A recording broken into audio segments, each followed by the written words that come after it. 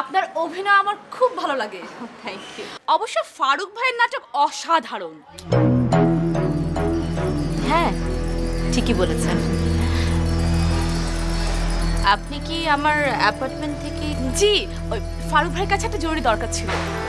কিছু মনে করবেন না, আপনাকে না আসলে সেটা বলা যাবে না, একটু পার্সোনাল তো। না না, ঠিক আছে, বলার দরকার নেই। আমি তাহলে আজকে আসি।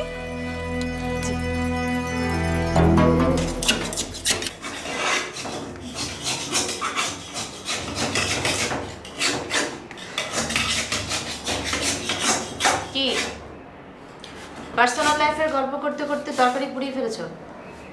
পার্সোনাল গল্প মানে? মেয়েটাকে? কোন মেয়েটা? ও, তুমি উতলার কথা বলছো? ও হচ্ছে উতলা, ইউনিভার্সিটিতে মাস্টার্স পড়ে সোশ্যাল সায়েন্স। সেটা বুঝলাম, কিন্তু আমার অনুপস্থিতিতে আমার বাড়িতে কেন? আর উত্তরা নামে যে তুমি কাউকে চেনো সেটা তো আমার জানা ছিল না। চিনি না তো। চিনো না মানে? মেয়ের নারী নক্ষত্র সব বলে দিচ্ছ আর চিনো না মানে? না মানে একটু আগেও চিনতাম না, একটা বিপদে পড়ে এসেছিল তাই চিনলাম। একটা অপরিচিত মেয়ে বিপদে পড়ে তোমার এখানে কেন আসবে? আর কি এমন বিপদ যেটা তোমাকে বলা যায় আর আমাকে বলা যায় না? আরে বাবা, আবার ওই হাউস হাজবেন্ড নিয়ে ঝামেলা। আচ্ছা তুমি যাও, চেঞ্জ করে গোসল করতে চাইলে গোসল করে নাও, আমি দেখি চট করে একটা কিছু রান্না করে ফেলতে পারি কিনা। যাচ্ছে,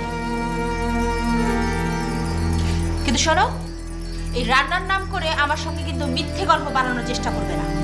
আমার সঙ্গে নাট্যকারগিরি করলে কিন্তু খুব অসুবিধা আছে, যা সত্য তাই বলবে।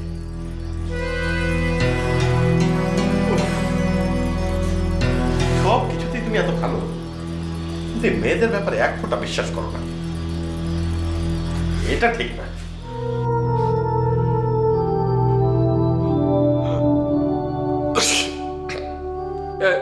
বাবা ফারুক শোন, এই ঘরে ঝুল ঝাড়তে গিয়ে তো মহাবিপদে পড়ে গেছি।